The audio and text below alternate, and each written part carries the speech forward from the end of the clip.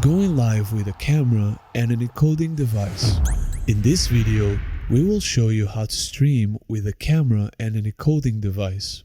Here's what you're going to need: a camcorder with HDMI output and zoom functionality, and an encoding device. For demonstration purposes, we're going to use the CEREVO LIVESHELL 2 as our encoding device, although you can use another device of your preference. There are many encoders that you can choose from. Check our list of confirmed devices on our Help Center. If you don't find your device on your list, don't hesitate to reach out to us, as we are compatible with almost any streaming device that utilizes RTMP protocol. You'll also need a cable internet connection. If your venue doesn't have an internet source, you can use a 4G router with an Ethernet output, as in our example. Additionally, you will need a tripod to set up your camera and a computer to help set up your encoder and to do the live studio of your match. It's also possible to use a multi-camera setup, which requires additional equipment such as a camera switcher. In our demonstration, we'll use a single camera. While one person films your event, a second one will be in charge of the live studio on a computer. The live studio can be operated remotely from anywhere in the world and doesn't have to be in the venue where the match is taking place.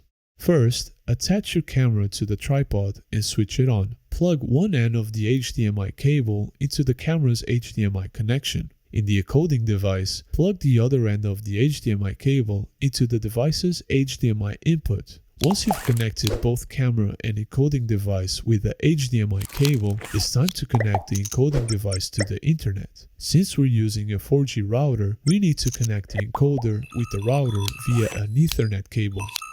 It's important to make sure you have a stable internet connection before you start streaming. Cable connections are preferable. Wi-Fi is not advisable as the connection is more likely to be unstable, which can affect the quality of your stream.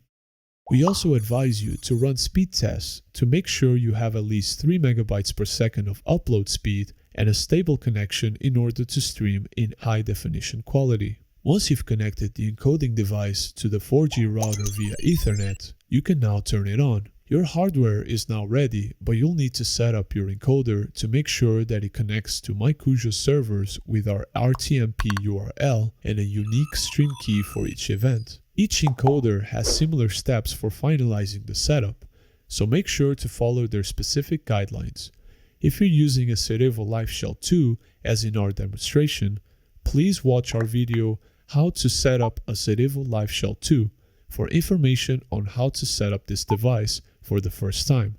Once the encoder is properly set and you're connected to the RTMP URL and stream key displayed on our live studio, you will start receiving live image. It's very important to update the stream key on your encoder for each new event.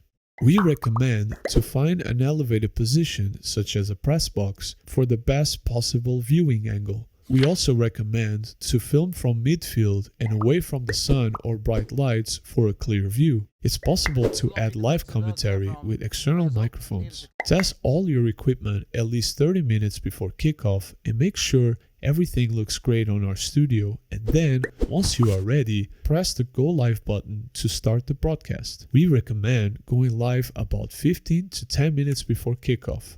Ensure that all your equipment is always plugged to a power supply in order not to run out of battery during the match. While one person is filming, the live studio operator is encouraged to use all the football-specific functionalities that we offer, such as timer, scoreboard, and highlights. If the laptop is on site, use a separate internet source in order to not interfere with your stream. Check out our other videos for more details on MyCujo's live studio operation. At the end of the match, press Stop Live. Please note, do not stop live during halftime or even if you have any connection or equipment issues. Otherwise, you'll have to create a new event, which will leave you with 2 or more separate events for the same match. After you have streamed your first event with the CEREVO LIVESHELL 2, the device will be connected to your account unless you do a factory reset. It means that for your next match, not all the steps here described will be necessary. However, every event will require a different stream key. You can also learn how to change stream keys for each event on a CEREVO LIVESHELL 2 in one of our other videos. You can learn more about each of the 3 different ways of streaming by watching our other videos or checking the articles on our Help Center at help.mycujo.tv.